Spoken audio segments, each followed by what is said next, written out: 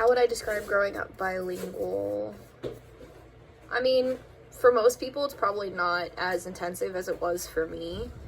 I felt weird growing up bilingual because I don't look like I should be bilingual, and that caused a lot of the problems that I experienced.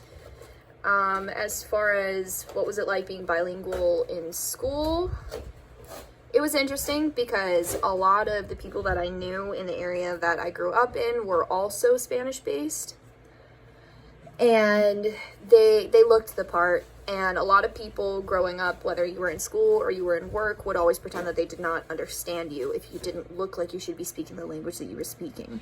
It made it kind of hard. Also, I would take Spanish in high school just because it was, it was an easier thing. Yeah, I was a little bit cheaty, but, it made people feel like I was a little bit more trying, even though I already spoke it. It included me a little bit. So that was a school part. Describe your experiences. So that kind of is most of the experiences as far as what it was like in school. I know that my Spanish teacher, who weirdly enough was a Caucasian woman who spent a lot of time in Spain, definitely looked down on me, acted like I was faking it, that kind of thing, and then would get really mad when I could answer her questions fluently. There's a lot of prejudice that come with being bilingual when people don't think you should be. How many languages does your family speak, and which do they choose to speak at home or when growing up? So the base language that my family really uses most is probably going to be English, just because my sister ended up marrying a man who did not really speak that much Spanish. He was Sicilian Italian, so he had the other side.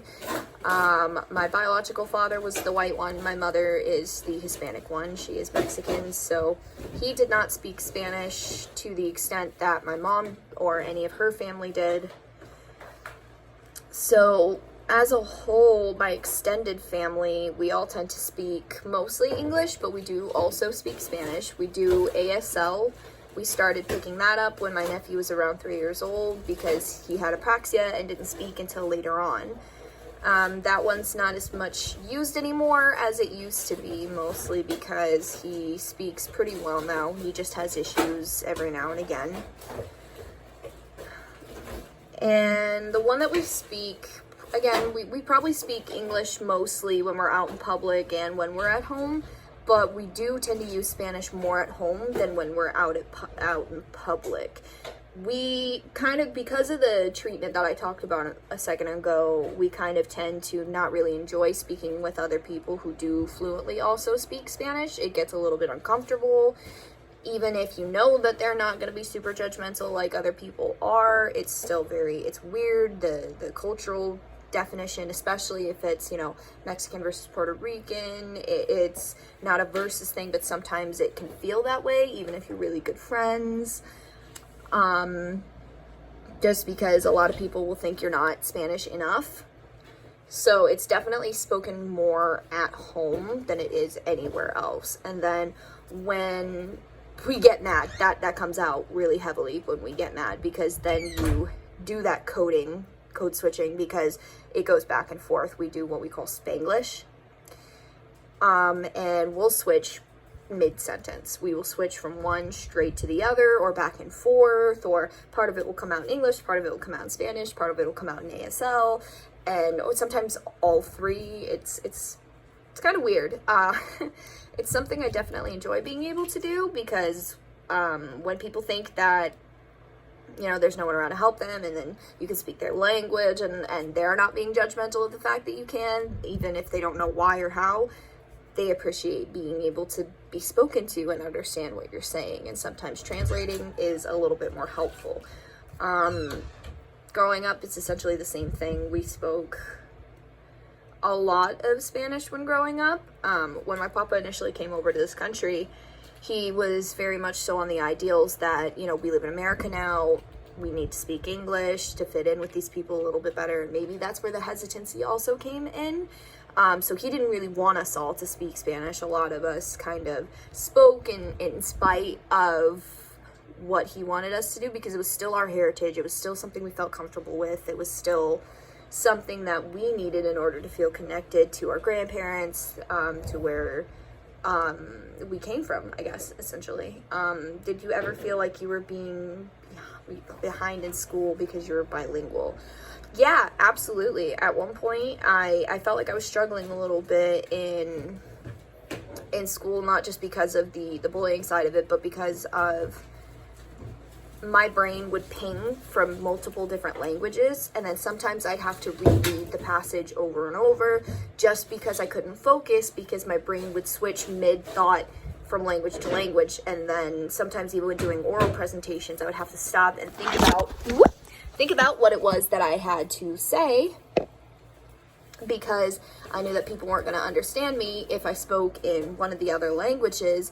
And I tried to figure out ahead of time kind of what it was going to say so that I didn't flub my words, and then it would slow me down, it would pause me, which definitely leads into the next question where you asked, where were you ever diagnosed with a learning disability because you were bilingual? No, not necessarily. I read really well, I spoke very well, I wrote very well. Math was a little bit harder for me, but that wasn't included much in the language barrier. It did touch on some reasons for that, but it's not as applicable for this. But yeah, they definitely worried at one point that I was going to be a little slower on the draw because of it, but really it was just me trying to figure out what language I was going to say it in and how I could plan it out in advance. So the reason I say a lot, it's the reason I have to truly think about what I'm going to say.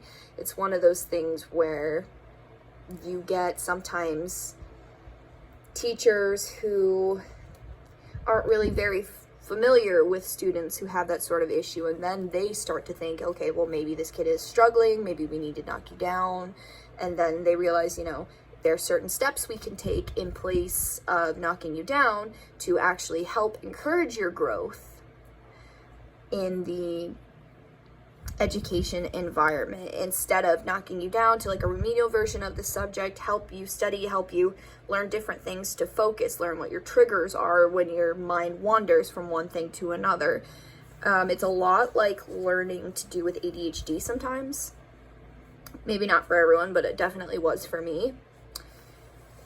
And then, you kind of excel after that, because once you get a hold on being able to compartmentalize the different languages and stop taking those barriers so seriously and stop letting it affect you mentally, emotionally, verbally, all of it, then that is gonna help you in the long run. It definitely did with me. Where did you learn the majority of both of your languages? So again, because my papa didn't really want anybody learning Spanish, a lot of our Spanish did not come from him. We ended up learning a lot in our families, in our communities. We would specifically teach ourselves to kind of familiarize ourselves with that, and then being able to relate to our family. Media, television, school, all that kind of did definitely really help, but that's not really where we ended up learning it. It's one of those things where you can take a language in school for 4 years, and by the time you graduate, you still have no idea of anything that you learned in that school, even if you did really well in that class. It's just something that it didn't really apply to me as far as that. And if anything, school kind of disencouraged my want to learn, because of the interactions that I had with the teachers who spoke or learned or anything like that, or the students who spoke or learned. And you don't want to be embarrassed in your own language and people catch you up on saying, oh, well, you said this wrong. It's like, well, you say things wrong in English all the time. Why can't I say it wrong in Spanish just because I'm still learning life like you? That happens a lot. But the most of it was just bouncing back and forth off of my family. We learned a lot in that aspect from each other, and then we're able to kind of go around and show, hey, this is something that we're gonna stick with, whether, you really want us to or not. And then, he's more comfortable with it because he kind of gave it up on the fact that we're not gonna You know, we're not going to let him keep it out, and it's part of who we are. I'm sorry, my dog. And then you start to go back and forth with someone who is more fluent than you, and not only who knows, you know, reading, writing, proper versions, but also speaks the slang. So it's not just mostly slang or mostly just inferred words. It's, you know the formal, you know the informal, and that makes it a lot easier as well to be able to bounce it off of someone who grew up in an environment that mostly spoke this language. And that makes it 1,000 times easier than just trying to bounce it off someone who is also pinging back and forth between languages like you are. Because then it's easy to trip up, it's easy to make mistakes, it's easy to learn something in the wrong way, especially with any sort of Spanish or Latin or German or anything like that, where the verbiage is a little weird and the way that you say things, even slight differences, can make it mean something else entirely. It could be something totally different. Do I feel more comfortable or relate more to one language culture than another? No. I would say I'm about equal with the Spanish and the English. The comfortability level definitely changes depending on who I'm with. If it's someone that I know, like someone in my family, that's going to be easier to interact with in Spanish. It's going to be easier to be comfortable interacting in that mindset and being able to talk about the culture. It's one of those where if you know people mostly grew up speaking English, then you're probably going to want to speak more English around them. I don't think that there's one that is more comfortable than the other in general, but as far as, like I said before, speaking with other people who also speak, I am more comfortable speaking the opposite language. Doesn't really make sense. If I'm with someone who also speaks Spanish fluently, I don't like speaking to them in Spanish. I will try to speak to them in English unless they require me to. I think it goes back to the pushing it away thing. Which language is easier for you to speak? It's about even. I'd say it's about even. When you're fluent in both, you get tripped up in both the same amount. You get comfortable in both the same amount. They're pretty equal, but sometimes you tend to switch from Spanish to English and then everything's rolling after that. Whereas the other way around, English to Spanish, your words don't really flatten out. So maybe Spanish is a little bit easier of a transition, and maybe that's a little bit easier to just stick to than English is. Is there any particular reason why? Well, that's honestly probably the only reason as to why that is. I can't see there being really many other reasons as to why it would be easier. Except for, like, you would think it would be easier for me maybe to speak English more often just because there are more English speakers around me than there are Spanish speakers around me. Like, my boyfriend is white. He does not really speak all that much Spanish, but he does understand me. He won't really verbally answer me in Spanish as much as possible, but he understands when I'm speaking. His best friend is, she's a different kind of Spanish because I'm Mexican and she's Puerto Rican, so he grew up with that. He was also in Spanish Honor Society, so I'm comfortable speaking Spanish around him. But there's no need for me really to most of the time. Again, when I get mad, sometimes it comes out that way, and I can't really help it, and then I get stuck in that cycle. Is there anything else that you feel you should add about the experience of being bilingual from a young age? Sure, I can add some things to it, but I am going to touch a little bit more on the code switching. I switched a lot as a child. I code switched a lot as a child, especially when I was just learning. It's a really good tool to help you learn, to try and say what you were going to say in one language and say it in the other, because then you kind of parallel that and you know that you can switch back and forth, and you know that you can know the alternate meanings, and you can know what it would mean in both sides, and then you're not second guessing yourself on what a word would be in another language. This is also something that I did for school. That was another trick that I learned in order to help prevent myself from stuttering or stopping or pausing and seeming like I was a little bit behind because I couldn't figure out what the word was in my head because I had too many languages. That's probably the majority of the reason as to why I code switched so much. Also, it just kind of becomes habit, and sometimes you get so far ahead in your thoughts that you can't really think about what it is that you're trying to say as far in advance as you would like to.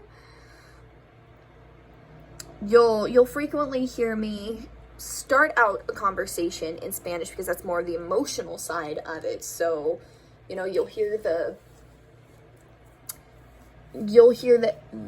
anger version of, the yo sabe que way, I'll tell you what, and then English of whatever it is, yo sabe que way, this dog is driving me insane.